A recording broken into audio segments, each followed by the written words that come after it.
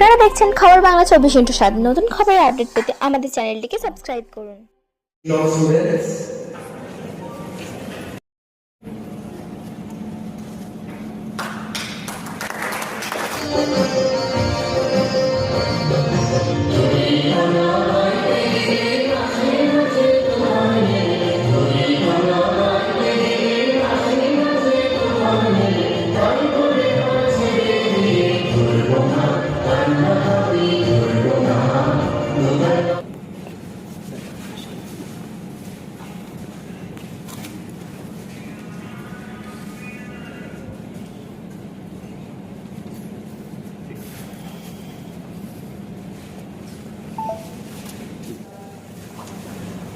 Ashinda, can you please come up?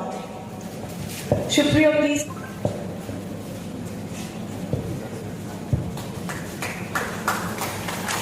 Media person, can you please kindly cover this?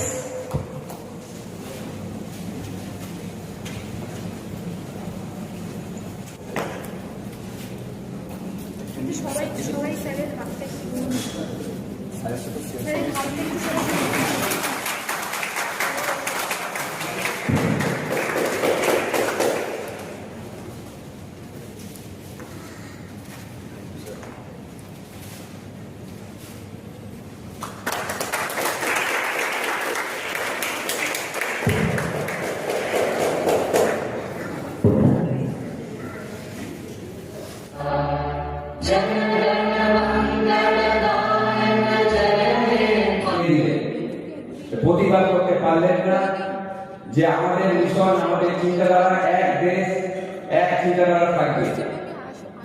এবং 1953 সালে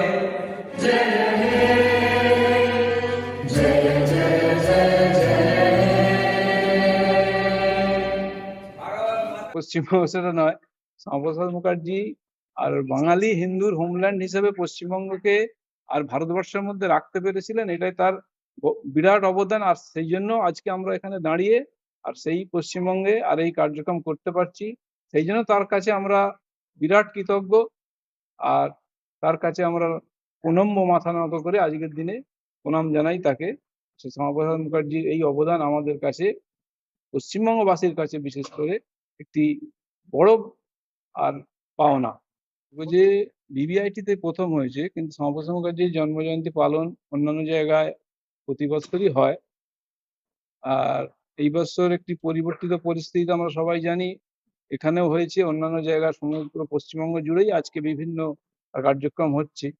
আর BBIT যেহেতু হচ্ছে, আর এটাকে আরো বড় করে বড় আকারে সবার কাছে আর শ্যামাপ্রসাদ মুখার্জির চিন্তা ভাবনা ছড়িয়ে দেওয়ার জন্য, সেটাই আমার আগ্রহ থাকবে। বিবিআইটির তরফে এটা প্রচেষ্টা হয়েছে, আগামী দিন আরো বড় করে এই কাজ হবে বলে। আপনার নাম? আমার নাম নবীন মন্ডল। পক্ষ থেকে যে আয়োজন করা ছিল শ্যামাপ্রসাদ মুখার্জির জন্মজয়ন্তী, তাতে উপস্থিত থাকতে পেরে খুব ভালো লেগেছে।